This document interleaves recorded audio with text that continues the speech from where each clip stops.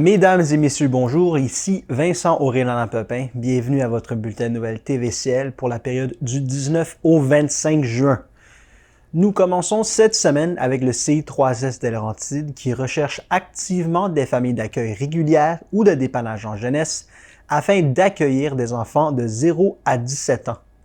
Rosemonde Landry, présidente directrice générale du CI3S des Laurentides, affirme que l'organisation est à la recherche de milieux bienveillants pour combler les besoins en hébergement. Elle ajoute que c'est le moment de faire la différence dans la vie d'un enfant. En raison d'une augmentation du nombre de demandes d'hébergement, les besoins en matière de familles d'accueil sont actuellement élevés, particulièrement dans les secteurs sud et centre des Laurentides, soit de Rosemère à Saint-Sauveur. Les personnes qui envisagent de devenir une famille d'accueil et qui souhaitent déposer leur candidature doivent d'abord participer à une rencontre d'information qui se tiendra le 26 juin prochain à 18 h de manière virtuelle. Au cours de cette rencontre, les informations nécessaires quant au dépôt de leur dossier seront présentées. Pour s'inscrire, pour plus de détails sur les clientèles à accueillir et sur le processus en général, les personnes intéressées peuvent consulter le site web du CI3S des Laurentides. Après plusieurs mois de consultation auprès de ses citoyens, la Ville de Prévost adopte une nouvelle politique de participation publique inédite qui viendra pérenniser, maintenir et améliorer les consultations. Malgré l'adoption de la politique, les Prévostois conserveront l'opportunité de provoquer un processus référendaire relativement à un règlement d'urbanisme conditionnellement à l'expression d'une volonté citoyenne à travers la signature de registres dans le secteur visé et dans l'ensemble de la ville. De plus, l'expression des personnes vivant dans la zone visée aura un poids prépondérant dans la démarche. Le but étant d'améliorer les démarches de participation, d'éclairer la décision publique et d'être à l'écoute de la population pour ultimement prendre de meilleures décisions dans l'intérêt collectif. Une consultation en ligne de 3 mois, une assemblée publique et 2 rencontres d'un groupe de travail avec des citoyens ont permis d'obtenir une version de la politique représentant la vision de la ville et de ses citoyens pour les prochaines activités de consultation. Le choix de la Ville d'adopter une politique de participation publique et citoyenne fait suite à l'adoption en octobre 2022 de la politique d'amélioration de l'efficience municipale et de la tenue en 2021 et 2022 de la grande consultation sur le plan de mobilité durable, concurremment au nouveau plan d'urbanisme appelé « Osons un territoire inspirant ». Cette politique pose les conditions pour améliorer et consolider un dialogue continu et constructif entre les citoyens, l'administration et le conseil municipal en intégrant la pratique de la participation publique dans l'administration municipale. Suite au dépôt du premier projet de politique, la pensée du conseil a évolué et plusieurs changements ont été effectués. Dans la dernière version de la politique, le processus d'approbation référendaire est maintenu, mais on peut y retrouver un processus réformé qui permet de laisser une place autant à l'intérêt individuel qu'à l'intérêt collectif. Plusieurs rencontres d'un groupe de travail composé de 7 citoyens volontaires ont permis de déterminer les nouvelles conditions de l'approbation référendaire. On y retrouve maintenant un processus de double registre où la population hors de la zone visée est invitée à se prononcer sur un projet. Paul Germain, maire de Prévost, mentionne que la Ville souhaite donner encore plus la parole à ses citoyens en définissant la meilleure façon de le faire et qu'elle veut pousser les processus de consultation encore plus loin pour prendre en compte les différentes perspectives et trouver des solutions équilibrées pour l'ensemble de la population. Il ajoute qu'à travers les rencontres, les citoyens ont fait évoluer son point de vue. Il explique également que la Ville a créé une politique de participation originale et inédite au Québec. Alors qu'est terminée la commission parlementaire sur le projet de loi numéro 23 visant à modifier la loi sur l'instruction publique et édictant la loi sur l'Institution nationale d'excellence en éducation, le maire de Prévost, M. Paul Germain, tient à intervenir dans le débat. Il rappelle que l'adoption en 2020 d'un amendement sans consultation au préalable a créé une obligation pour les municipalités de céder gratuitement des immeubles aux centres de services scolaires pour la construction ou l'agrandissement d'établissements scolaires.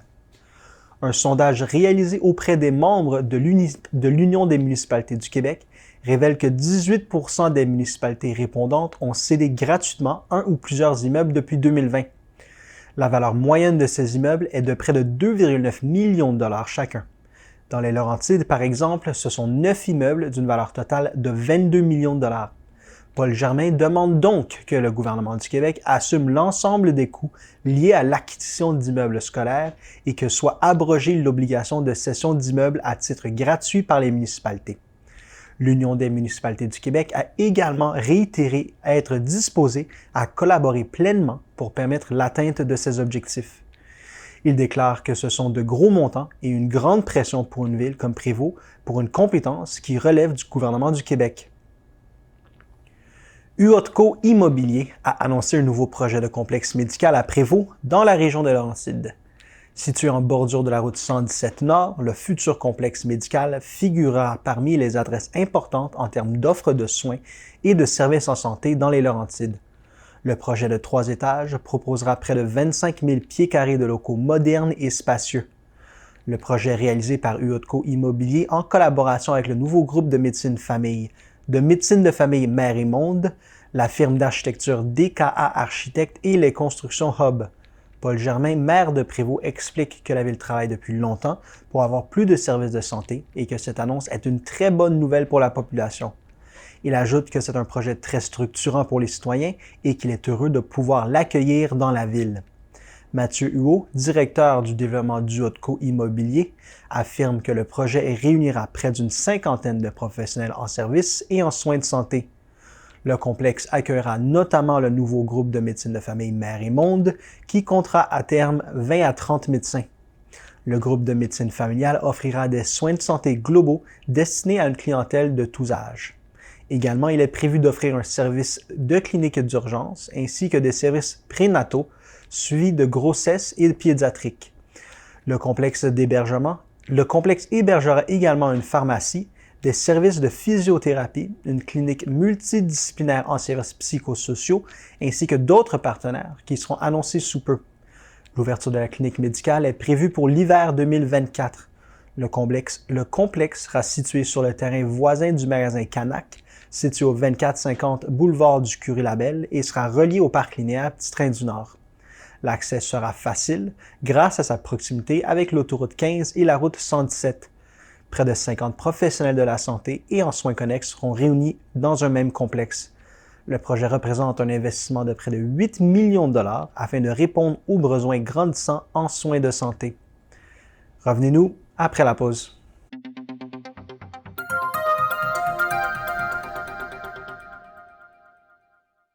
Pour acheter des billets, rendez-vous sur moitié-moitié.tv. Ensuite, choisissez une enveloppe qui, selon vous, pourrait contenir l'as de pique. Si votre billet du moitié-moitié est choisi, vous gagnerez 20% des ventes de billets de la semaine. Et si la carte dans votre enveloppe est l'as de pique, vous gagnerez en plus le jackpot progressif de la chasse à l'as, soit 30% de toutes les ventes de billets accumulées à ce jour. Le prix des billets du moitié-moitié commence à seulement 5 $. Bonne chance à tous!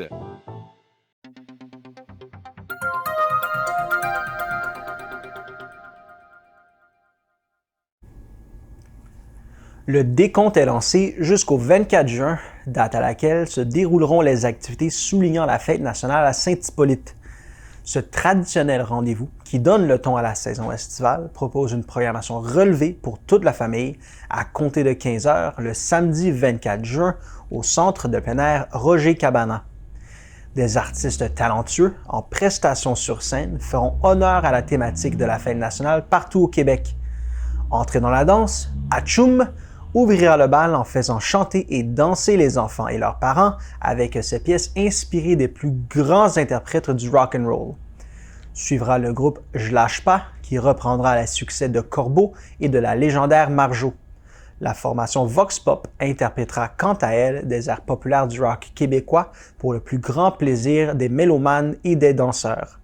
La soirée se conclura par le spectacle Laser Borealis, présenté par Laser Quantum. Au rythme d'une trame sonore originale, les faisceaux et effets 3D de 5 projecteurs laser viendront illuminer et envelopper les spectateurs. La municipalité a pris ce virage plutôt que de présenter les traditionnels feux d'artifice pour des considérations liées à l'environnement et à la sécurité. 2 restaurateurs seront sur place en plus d'un service de bar. Le stationnement sera interdit sur le site, mais des espaces seront disponibles à l'École des hauteurs, à l'Hôtel de Ville et à l'ancien IGA. 2 circuits de navettes feront les allers-retours entre les stationnements et le site. Une entreprise a été mandatée pour la mise à jour de la banque photographique municipale des bandes riveraines des lacs de Saint-Hippolyte. La tournée des lacs a débuté récemment et devrait être complétée en septembre. Le drone survole un lac à la fois et quand les photos sont prises, il passe au lac suivant. Certains lacs seront survolés en moins d'une journée alors que d'autres, plus grands, requerront quelques jours de survol. La liste des lacs qui seront survolés est disponible sur le site web de la municipalité.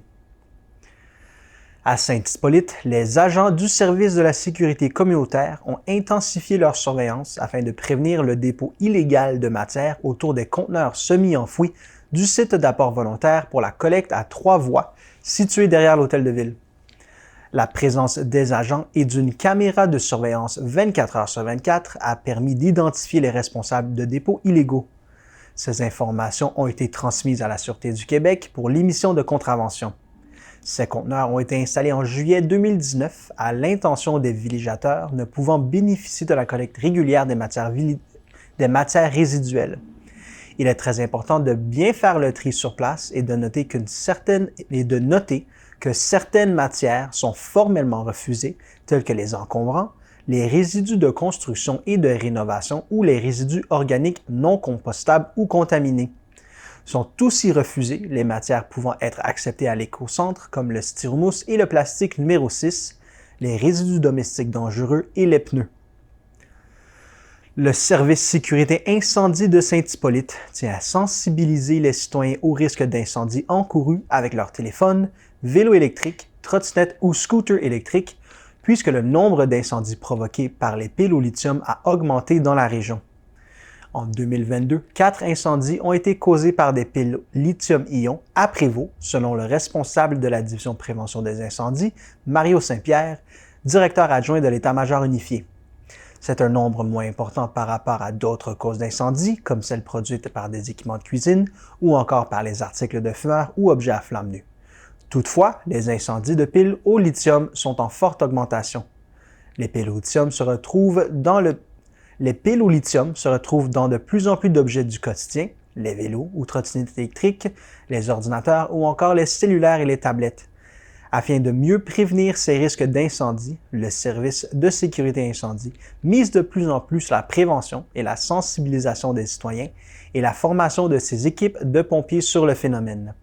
De plus en plus de citoyens se procurent des trottinettes électriques, vélos ou autres articles en ligne qui ne sont pas homologués ou autorisés au Canada. Voici donc 4 consignes de sécurité à suivre pour les appareils à piles au lithium. Utilisez le chargeur fourni avec vos appareils électriques. Surveillez vos appareils pendant qu'ils se chargent. Évitez de déposer vos appareils sur des surfaces molles qui emprisonnent la chaleur autour de la pile. Entreposez vos équipements avec des piles rechargeables au lithium-ion dans un endroit où il y a un avertisseur de fumée. Dans le cadre du programme de vérification des avertisseurs de fumée et de monoxyde de carbone de Saint-Hippolyte, les pompiers auront donc plus tendance à sensibiliser les citoyens aux risques encourus avec de tels appareils. Il y a aussi de plus en plus de personnes âgées ou à mobilité réduite qui se procurent un triporteur souvent laissé près d'un moyen d'évacuation. Les pompiers ou inspecteurs en prévention des incendies sont en mesure de sensibiliser les citoyens pour les informer du meilleur endroit d'entreposage. Il y a beaucoup d'enjeux avec les appareils de mobilité durable qui sont entreposés et mis sur la charge dans des entrées d'appartements ou carrément dans l'appartement qui peuvent causer un incendie. La Ville de Saint-Sauveur réalise actuellement un projet pilote avec l'édition été 2023 du bulletin municipal Le Sauveroy, et ce, dans un souci de réduire son empreinte écologique.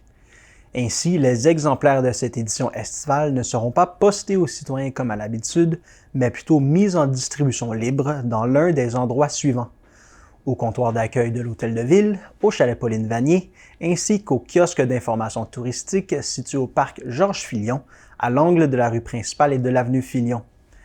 Les exemplaires sont disponibles dès maintenant pendant les heures ouvrables de chaque bâtiment.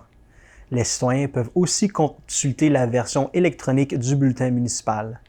Comme le précise le maire, M. Jacques Gariepi, ce projet pilote est réalisé à la demande du conseil municipal et vise à évaluer la demande réelle pour la version papier du bulletin municipal. Il ajoute que nous vivons dans une ère résolument tournée vers du contenu numérique et qu'il est de la responsabilité de la Ville d'évaluer un possible virage en ce sens. Il mentionne également qu'à l'issue du projet pilote, la Ville sera à même d'évaluer les impacts financiers et environnementaux de la production des exemplaires du Sauveur-Roi et de prendre une décision éclairée. En ce qui a trait aux éditions automne 2023 et hiver 2023-2024 du bulletin municipal, celles-ci seront postées à l'ensemble des citoyens, comme fait habituellement. La version électronique de ces éditions sera aussi rendue disponible sur le site Internet de la Ville. Revenez-nous après la pause.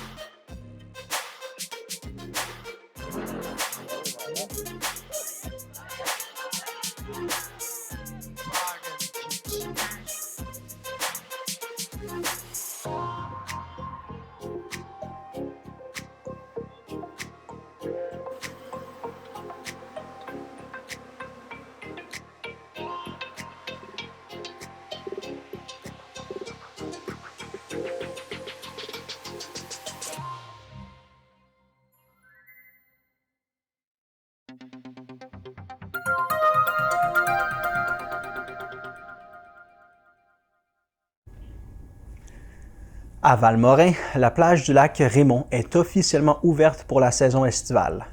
Nouveauté cette année, les non-résidents devront débourser un droit d'entrée pour accéder à la plage. Depuis quelques années, la petite plage du lac Raymond attire de plus en plus d'adeptes qui veulent profiter des joies de la baignade.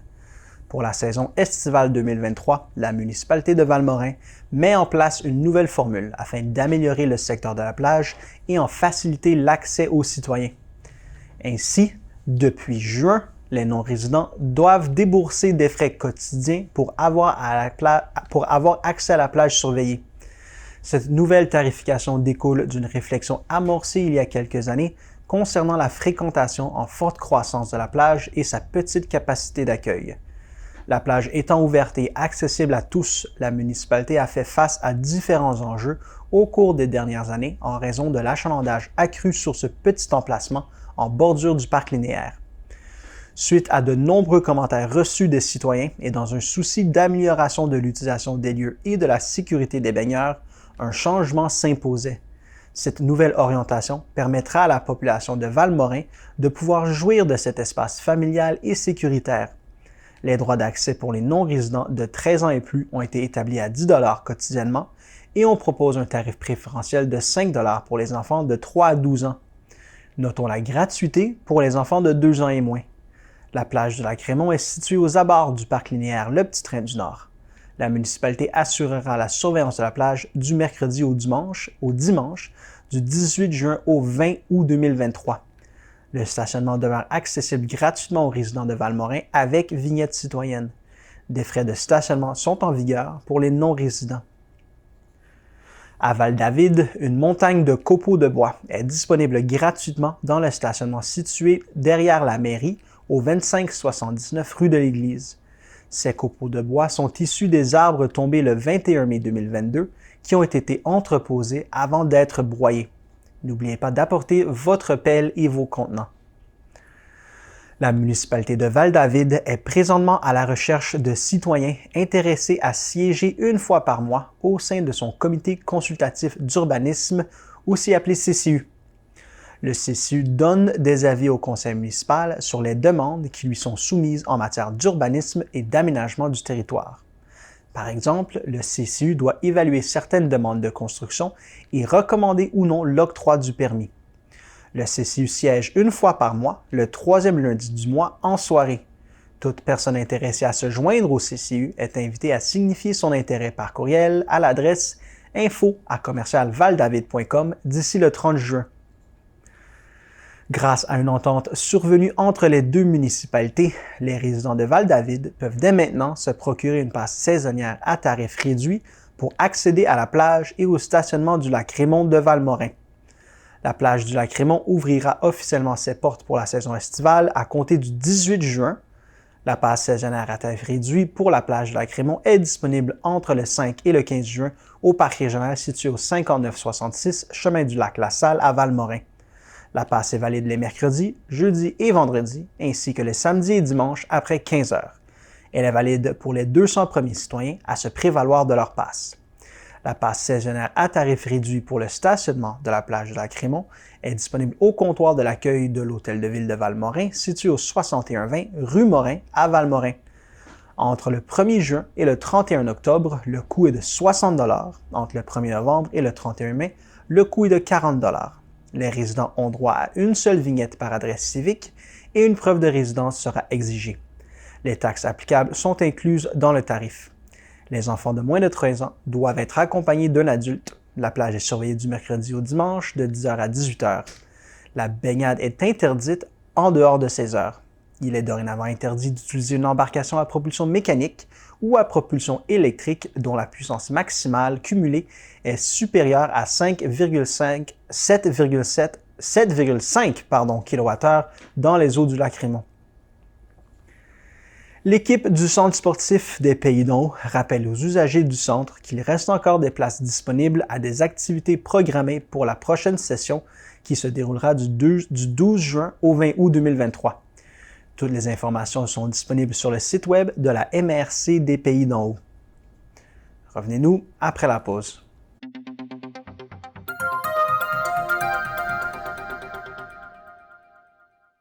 Pour acheter des billets, rendez-vous sur moitié-moitié.tv. Ensuite, choisissez une enveloppe qui, selon vous, pourrait contenir l'as de pique. Si votre billet du moitié-moitié est choisi, vous gagnerez 20% des ventes de billets de la semaine. Et si la carte dans votre enveloppe est l'as de pique, vous gagnerez en plus le jackpot progressif de la chasse à l'as, soit 30% de toutes les ventes de billets accumulées à ce jour. Le prix des billets du moitié-moitié commence à seulement 5 $. Bonne chance à tous!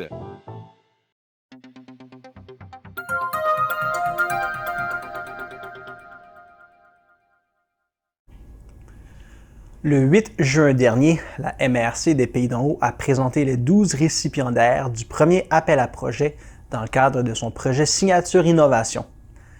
Ainsi, elle a remis un montant total de 364 000 $ pour des projets touchant l'aménagement et la pérennité des sentiers, totalisant des investissements totaux de plus de 1,9 million $.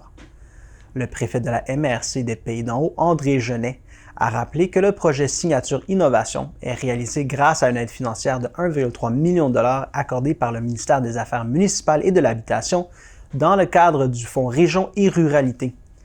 La MRC souhaite faire des sentiers récréatifs une réelle signature pour son territoire.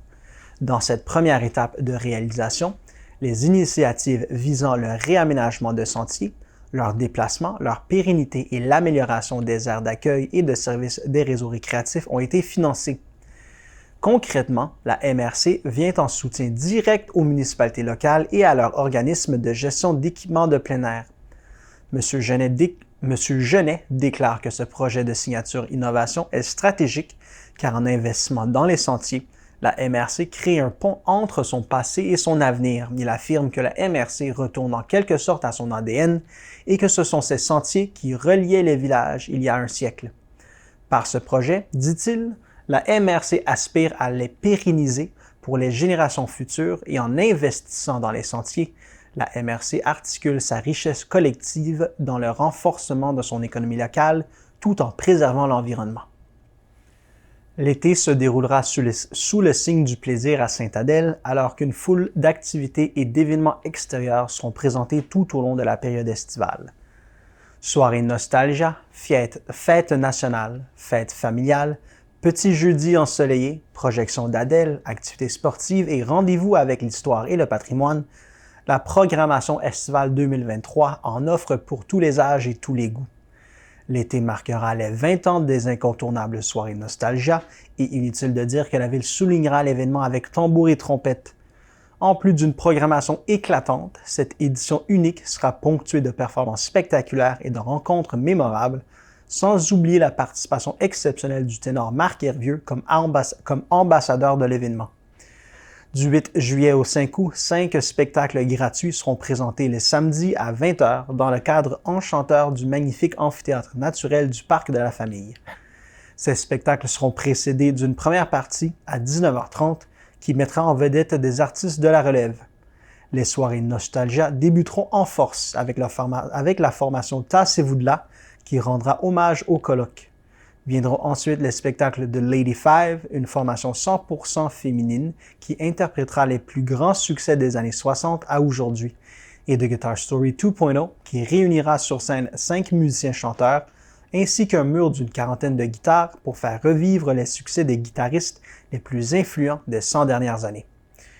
Le festival Stradivaria sera de passage aux soirées Nostalgia et proposera un duel musical exceptionnel entre le chef et violoniste de renommée internationale Alexandre D'Acosta et le roi des palmarès King Melrose.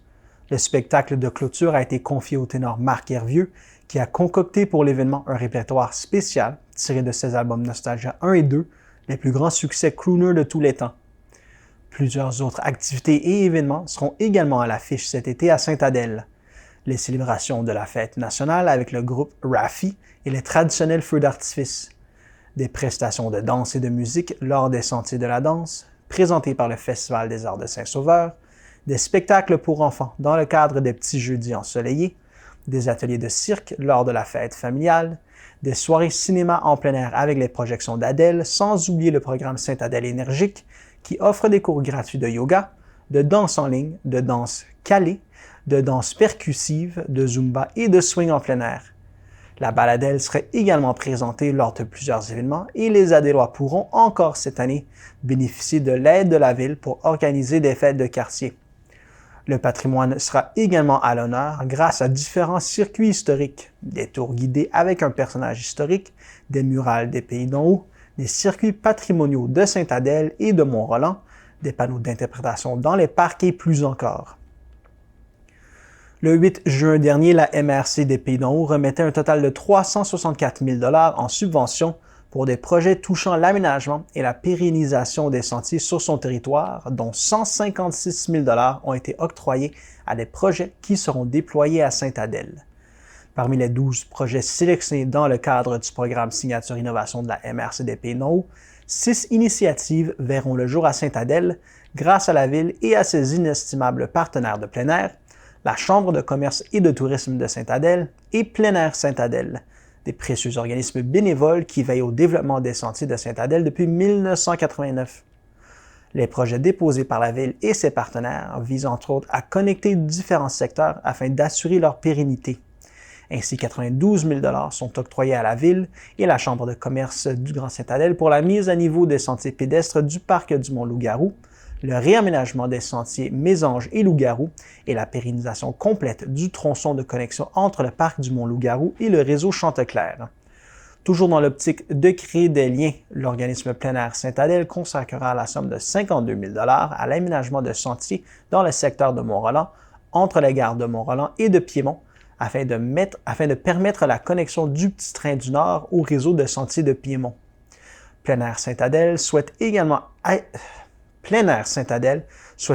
établir et acquérir une servitude de passage aux fins du sentier patrimonial Fleur de Lys, qui relie Sainte-Adèle aux municipalités riveraines du côté nord-ouest comme Valmorin et Val-David. Finalement, la Chambre de commerce et de tourisme de Sainte-Adèle bénéficie d'une aide financière de 12 000 $ afin de pérenniser le haut du parc de la rivière Doncaster. Devant plus de 200 personnes, Loisirs Laurentides a honoré 62 athlètes boursiers lors de la 20e édition du gala annuel du Fonds de l'athlète des Laurentides qui a eu lieu le dimanche 4 juin dernier au quartier 50+ à Saint-Jérôme. 62 athlètes des Laurentides se sont partagés 33 450 $ en bourse. Ces athlètes proviennent de 20 municipalités différentes et représentent 20 disciplines sportives. Loisirs Laurentides a également profité de ce gala pour dévoiler les athlètes féminins et masculins de l'année 2022 dans les catégories relève et élite, en plus de remettre le prix hommage Henri Decarnel, qui a été décerné à Mme Valérie Turp, entraîneur de gymnastique du Club Gym Plus de Mirabel. Le prix Henri Decarnel est remis à une personnalité dont les actions ont contribué au développement du sport et de l'activité physique dans les Laurentides.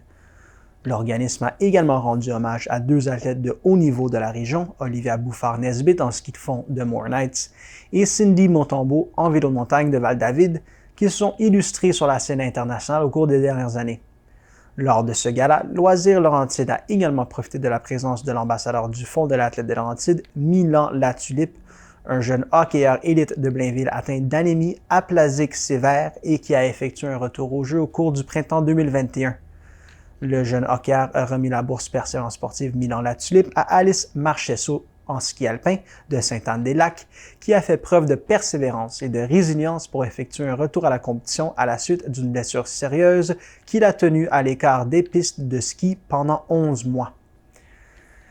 La ville de Rivière-Rouge a organisé le 6 juin dernier une rencontre d'échange avec le CI3S de Laurentides afin de discuter de l'état de la situation des divers services rendus à l'hôpital de Rivière-Rouge et de l'avenir de cet établissement.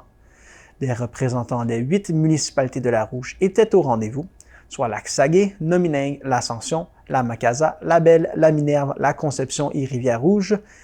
Mme Chantal Janotte, députée de la Belle, son directeur de bureau, M. Luc Lefebvre, ainsi que les préfets des MRC d'Antoine-Labelle et de Laurentides étaient aussi présents.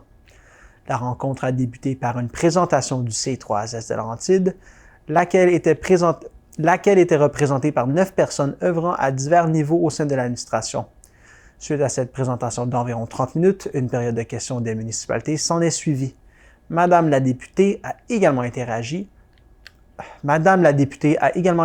en prenant compte des inquiétudes et demandes des élus sur divers sujets touchant l'hôpital de Rivière-Rouge, notamment faire reconnaître la MRC d'Antoine-Labelle comme région éloignée ou du moins se baser sur le taux de dévitalisation de cette région pour assurer une prime aux travailleurs du domaine de la santé et ce, dans le but d'attirer la main-d'œuvre dans la région. D'emblée, la présidente directrice générale du CI3S de Laurentides, Mme Rosemonde Landry, a rassuré les élus présents sur le fait qu'il n'a jamais été question de fermer l'établissement de Rivière-Rouge. La priorité est d'assurer des services sécuritaires pour la clientèle et pour le personnel. Mme Landry a fait savoir que la priorité actuelle du C3S est d'éviter des enjeux de sécurité liés au manque de personnel et aux services non disponibles tels que l'imagerie ou les prélèvements. Le défi est d'attirer les travailleurs dans la région et de les garder. Pour cela, il faut également prendre en compte les enjeux de transport, de logement, de place en garderie, entre autres. Au cours de ces échanges, il a été convenu qu'une entraide entre les municipalités et le CI3S devait être mise en place. À cet effet, la ville de Rivière-Rouge a mentionné son intention de créer un comité santé de concert avec les autres municipalités de la Rouge et le CI3S, où le but premier serait d'évaluer les enjeux pour en arriver à des solutions concrètes. Le maire de Rivière-Rouge, Denis Lacasse, mentionne que la rencontre a permis de mieux comprendre la situation et les efforts déployés par le CI3S pour remédier à la pénurie de main-d'œuvre et amener des solutions pour la pérennité de l'hôpital et des emplois. La ville de Mont-Laurier désire informer les citoyens qu'il est dorénavant possible de payer ou contester un constat d'infraction en ligne par le biais de l'outil Constat Express disponible au villemontlaurier.qc.ca. Cette solution en ligne est sécuritaire et rapide. Ce nouvel outil numérique est simple et convivial pour les utilisateurs. De plus, aucun déplacement n'est requis pour compléter son paiement ou contester. Les citoyens doivent seulement suivre 4 étapes simples afin d'y parvenir. Consultez le villemontlaurier.qc.ca dans les onglets Services aux citoyens, paiement d'un constat d'infraction. Cliquez le bouton pour rejoindre la plateforme constatexpress.com, choisir l'option Payer ou contester votre constat d'infraction, remplissez les informations demandées, recevez votre reçu de paiement ou votre confirmation de plaidoyer par courriel. Si vous désirez plus d'informations ou de l'assistance pour l'utilisation de ce nouvel outil numérique, composez le 819-623-1221 au poste 122. La ville de Mont-Laurier, en collaboration avec Arbres Évolution, a procédé à la plantation de 750 arbres et de 50 arbustes afin de poursuivre le développement d'une forêt nourricière entamée l'année dernière au sentier intergénérationnel André-Bolduc. Pour la réalisation de ce projet de reboisement social, près d'une vingtaine de bénévoles se sont joints aux équipes d'horticulture de la ville et d'Arbres Évolution les 7 et 8 juin dernier afin de poser un geste éco-responsable et significatif pour leur communauté. Dans le cadre de ce projet, une visite du sentier s'est déroulée en amont pour déterminer un plan de reboisement efficient qui assurera la faisabilité, la viabilité à long terme, l'intégration sociale et l'impact sur la communauté. Par ailleurs, une entente de protection de 50 ans a été signée par la Ville afin d'assurer la survie d'au moins 80% des arbres qui seront plantés dans le cadre de cette initiative. La plantation est composée d'une majorité d'arbres indigènes, dont 750 arbres de petit et moyen format, qui contiennent environ 100 arbres produisant des fruits. De plus, 50 arbustes fruitiers ont également été plantés dans le cadre de cette activité. Soulignons qu'Arbres Évolution est une coopérative québécoise qui a pour mission la compensation de carbone par l'implication et la sensibilisation des communautés. La Ville de Mont-Laurier a reçu une aide financière au montant de 8 800 $ du programme de reboisement social pour la plantation de végétaux. La Ville de Mont-Laurier a contribué à la hauteur de 11 000 $ pour assurer la réalisation de ce projet. La Ville de Mont-Laurier invite les citoyens à visiter le sentier intergénérationnel André-Bolduc, situé à l'arrière de l'Hôtel de Ville, qui représente un milieu naturel d'exception. Rappelons que le sentier est idéal pour la randonnée pédestre et que des stations de sport intergénérationnelles sont disponibles. De plus, au cours des prochaines années, les citoyens auront la chance de cueillir des fruits tout en profitant d'une promenade en nature. Revenez-nous après la pause.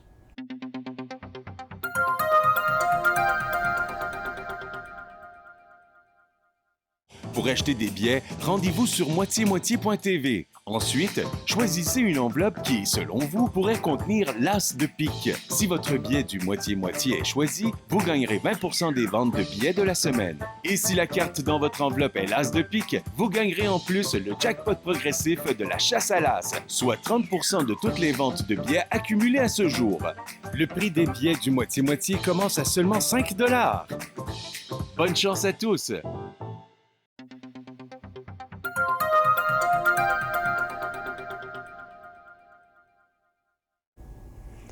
La ministre responsable de la Solidarité sociale et de l'Action communautaire, Chantal Rouleau, et le ministre de l'Environnement, de la lutte contre les changements climatiques, de la faune et des parcs, Benoît Charette, ont annoncé un investissement de 888 668 $ visant à maintenir active l'Alliance pour la solidarité de la région des Laurentides.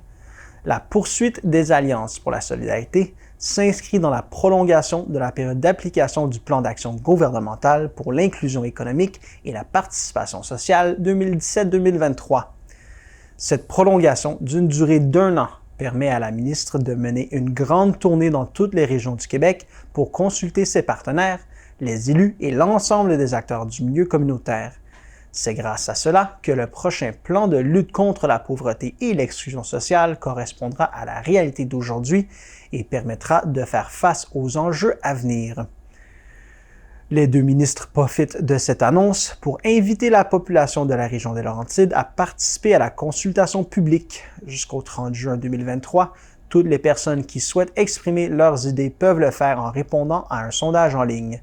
Tous sont invités à déposer un mémoire ou à remplir des questionnaires thématiques. Des groupes de discussion seront également formés dans plusieurs régions du Québec en juin pour entendre les personnes en situation de pauvreté et d'exclusion sociale.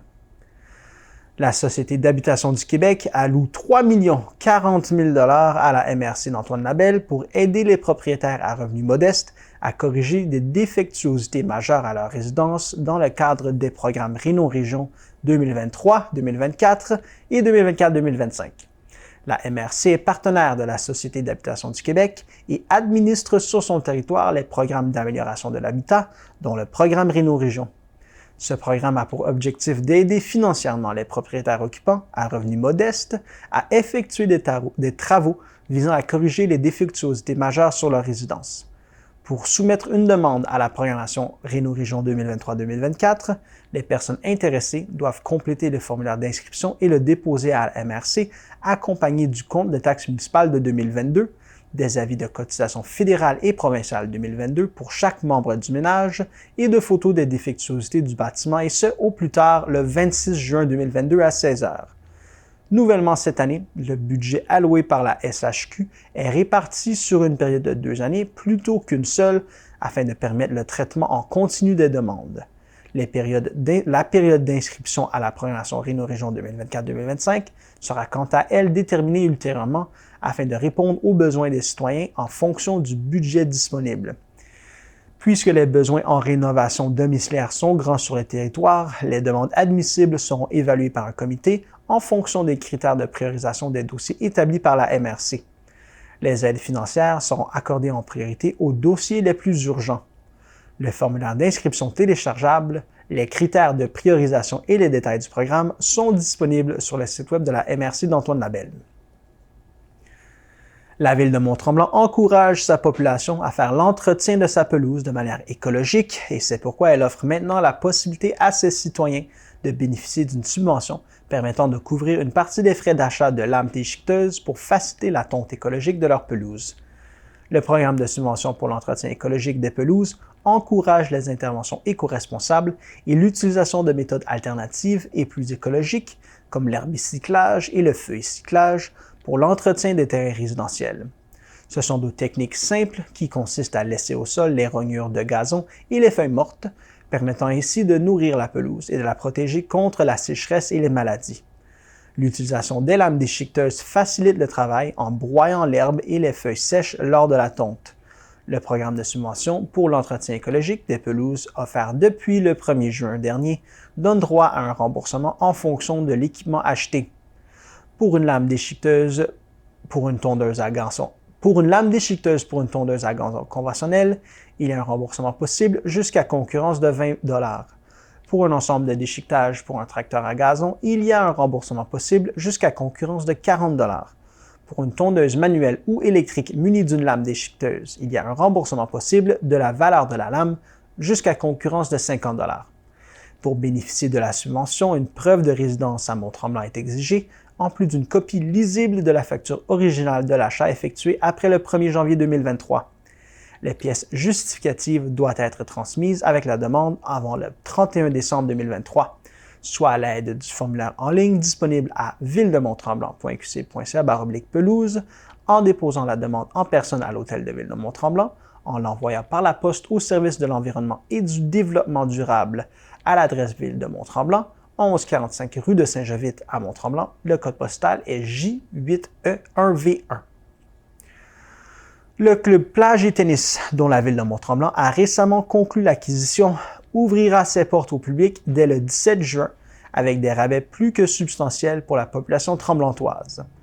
Tant l'Académie de tennis André Lemaire que le Centre nautique Pierre Plouffe seront à nouveau de l'aventure cet été, alors que Station Mont-Tremblant continuera d'opérer le site pendant encore au moins une autre saison. Sur présentation de la carte Accès Mont-Tremblant, les citoyens pourront se procurer un accès journalier à la plage à tarif réduit, soit gratuit pour les 0 à 5 ans, 3 $ pour les 6 à 17 ans et 5 $ pour les adultes.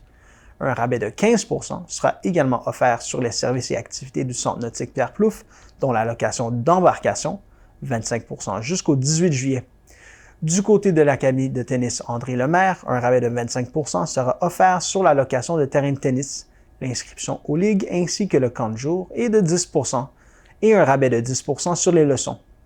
Le programme de cours de tennis un tiers est également maintenu. Pour connaître l'ensemble des avantages offerts aux résidents, composez le 819-681-5253. Le club plage et tennis de Mont-Tremblant sera ouvert du 17 juin au 4 septembre de 10h à 18h. Les animaux ne sont pas admis à la plage. L'alcool est en vente sur place uniquement. Alors que la situation des feux de forêt demeure préoccupante à travers le Québec, le service de sécurité incendie Mont-Tremblant est forcé d'intervenir chaque jour pour éteindre plusieurs feux de végétation déclenchés accidentellement, la plupart du temps par la négligence et le non-respect de l'interdiction de feu en plein air. Le service de sécurité incendie Mont-Tremblant appelle donc la population des municipalités qu'il dessert à ne pas baisser la garde malgré les récentes précipitations et de continuer à faire preuve d'une extrême prudence en plus de respecter à la lettre l'interdiction totale de feu en plein air. Voici donc un rappel des règles à suivre pour éviter de vous rendre responsable du déclenchement d'un feu de forêt. Il y a interdiction totale de feu en plein air et de feu de brûlage, même dans un dispositif muni d'un pare-étincelle. Faites preuve de vigilance si vous utilisez un appareil à combustion au gaz et ne le laissez pas sans surveillance. Les feux d'artifice sont strictement interdits en tout temps sur le territoire de Mont-Tremblant. Ne jetez pas vos mégots de cigarettes au sol, dans un pot de fleurs ou une plate-bande. Déposez-les dans un contenant sécuritaire approprié. Ne jetez jamais vos mégots par la fenêtre de votre véhicule. Les bords de route sont particulièrement propices aux feux de broussailles. Évitez de vous trouver en forêt, y compris pour des activités sportives ou de loisirs. Il est fortement recommandé de reporter la tenue d'événements en zone boisée ainsi que les travaux en forêt, en particulier si ces derniers requièrent l'usage de machinerie ou de véhicules. Abstenez-vous de fumer en forêt et, dans le cas contraire, rapportez vos mégots et jetez-les dans un contenant sécuritaire approprié. Avec l'arrivée du beau temps, la Sûreté du Québec désire rappeler aux utilisateurs de véhicules récréatifs l'importance de bien préparer son équipement de plein air en prévision de la saison estivale. Un équipement bien entretenu, combiné à des comportements responsables et sécuritaires, réduit les risques d'être impliqué dans une collision ou toute autre situation tragique. Que ce soit en quad, en embarcation nautique ou dans la pratique d'une activité nautique, dans la majorité des cas, c'est un comportement humain qui est à l'origine d'événements malheureux. Les policiers souhaitent sensibiliser l'ensemble des usagers de véhicules récréatifs à l'importance de bien connaître les différentes lois et réglementations selon l'activité pratiquée. Que ce soit la réglementation visant les plaisanciers, la loi sur les véhicules hors route, le code de la sécurité routière, le code criminel et parfois les règlements municipaux, le respect du cadre normatif permet d'assurer la sécurité de tous. Également, la quiétude des propriétaires terriens et riverains demeure toujours une préoccupation. En effet, la loi sur les véhicules hors route prévoit que les utilisateurs de VTT ne peuvent circuler sur des propriétés privées sans autorisation préalable des propriétaires. En plus d'être une infraction, l'utilisation des terrains privés à des fins récréatives sans autorisation génère parfois des plaintes de bruit en raison des problèmes de quiétude occasionnés.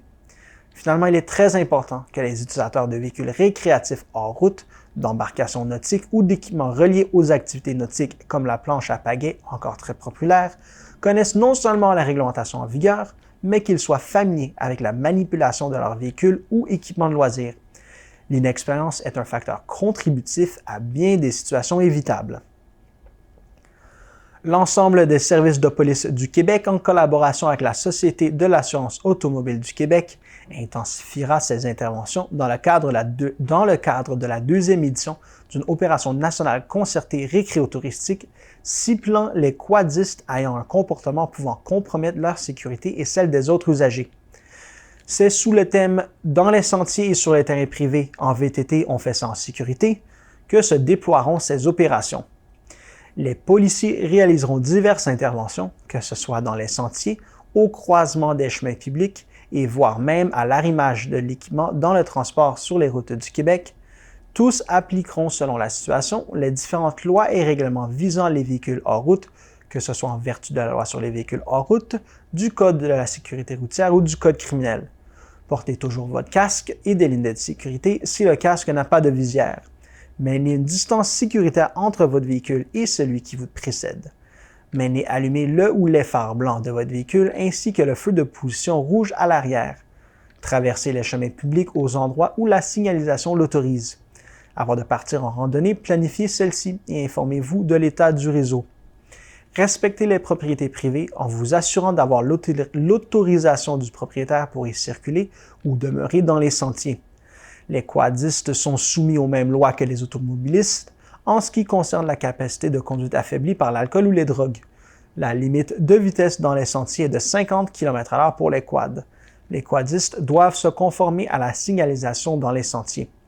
Le conducteur d'un quad doit depuis le 10 septembre 2021 posséder un permis de conduire valide en tout temps, donc autant pour traverser et emprunter un chemin public que pour circuler en sentier, sur une terre publique ou sur un territoire privé appartenant à une municipalité.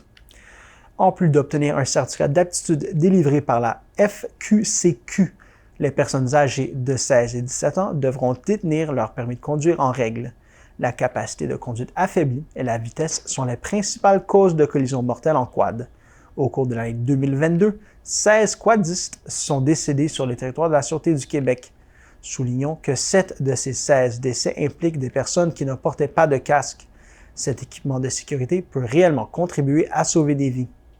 Rappelons que par ces opérations, l'ensemble des partenaires souhaitent que les adeptes de VHR puissent profiter de leurs activités récréotouristiques en toute sécurité partout à travers le Québec.